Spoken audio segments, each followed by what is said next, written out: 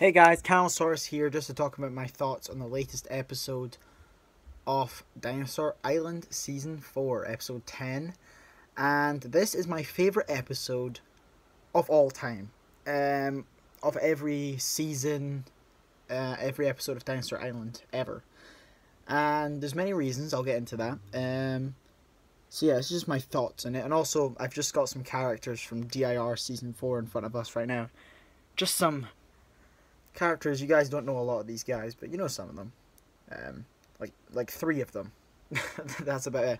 But anyway, so yeah, let's start off with the Utahraptor versus Darklaw scene. I loved that scene, and that was the highlight of the episode for me. Just that scene, it was so good. And the people that were all like, "Ooh, how could that many Utahraptors take down a Tarvosaurus?" Well, I think it's pretty easy for those guys. You know, there's like 5 Utahraptors against one Tarvosaurus. A Utahraptor isn't that smaller than a Tarvosaurus, to be honest. And the fact there was 5 of them, you know, they obviously have the upper hand in that fight. And obviously, if you're fighting just a Spinosaurus, which Darklaw did, you know, fighting one opponent's got to be a lot easier than fighting lots of smaller opponents, you know? So, yeah. I love that scene. Just the build up to it was great. The fighting itself was great.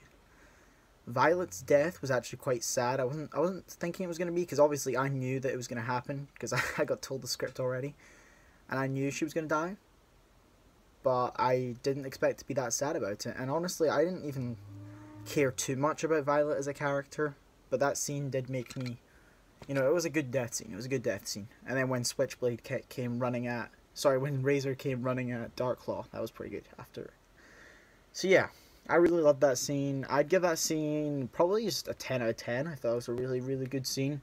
Some controversy in there maybe would bring it down to 9.5, but I don't know. I think I'm just going to give it a solid 10, that scene. Didn't care too much for the William thing, just a little update on him, but yeah, that was okay, I guess. At least we got to see William. Not my favorite character in the season, but he's cool. And also, after that, let's see, we had, oh my gosh, the Nigel versus the Allosaurus fight. That was I loved the lighting in that scene. Gave me some real kind of DIR feels from some of the later episodes. Just that dark lighting. A lot of people didn't like it. I'm a big fan of that dark fight scene lighting, you know what I mean? So, I really liked that. And then the smashing of the head on the rock. I thought that was an awesome way. I don't think we've seen anything kill something else like that on the show yet. So that was really cool to see. Just a different type of, you know, death scene. And for a second, I really thought that Nigel was going to die. I was like, wait, did he change the script? I was like, oh. So yeah, I was very surprised when Nigel was on the ground. And it really looked like he was going to get like torn to shreds, but he just got right back up and just beat the ever-living crap out of those Allosaurs. I am glad that one of them got away. You know, that's quite cool. Obviously, it makes sense that it wouldn't just charge in there if it had no backup. So I'm glad one of them got away. And yeah, I'd give that scene probably an 8 out of 10. I thought it was pretty good. Just, it didn't build up too much to the whole story. That's the only thing I have against it. But it's not against it. That's just, that doesn't make it a 10. And you know, I love the shot on Jane when Nigel was getting torn into. I really did think that was the thing that was like, oh no, it's happening again. That's probably what Jane was thinking. Like, oh, not again. Another member of my family eaten by two large predators. But yeah. I really like that scene. And then the scene at the end with Mars, oh my gosh. I was shaking, because I was so happy when I saw the end of that scene with the DIR references. Obviously, I just love it when my show gets referenced in the main show. So that probably added a bit more onto that for me.